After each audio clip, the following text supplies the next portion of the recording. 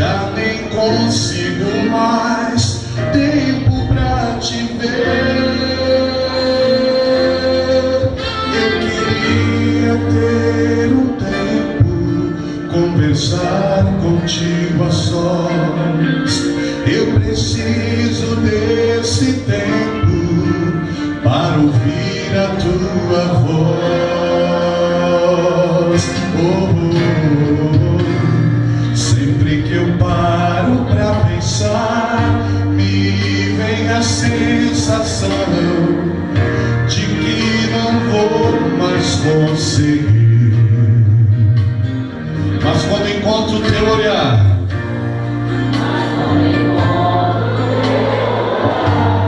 sinto a esperança renascer, sinto a fé voltar, sei que vou vencer. Só a igreja louva me transforma. Como eu quero ser diferente, Senhor. Acenda o grito de um coração sincero, vem me mudar.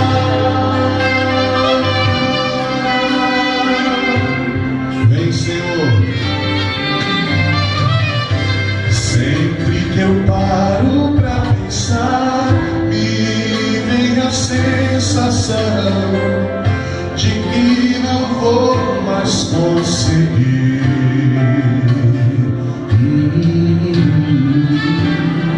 Mas quando encontro teu olhar, sinto a esperança renascer, sinto a fé voltar, sei que vou vencer. Me transforma, vem minha vida mudar. Porque eu quero ser diferente, Senhor. Aceita o grito de um coração sincero, vem me mudar, me transforma, vem minha vida mudar. Como eu quero ser diferente, Senhor. Aceita o grito de um coração sincero, vem me mudar.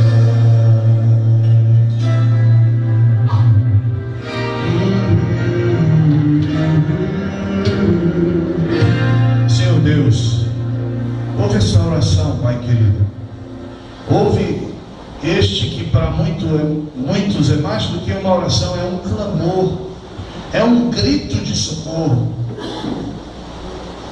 Permaneça em nós, Senhor, porque com o Senhor em nossa vida, com a tua presença em nossos corações, o Shekinah no santuário de Deus, que é o nosso corpo, o Senhor vai mudar tudo que precisa ser mudado. Amém. O Senhor vai moldar, transformar, purificar. Amém. Nesse instante, Pai, nós nos colocamos sobre o teu altar, amém, como ofertas, e te imploramos, aceite-nos.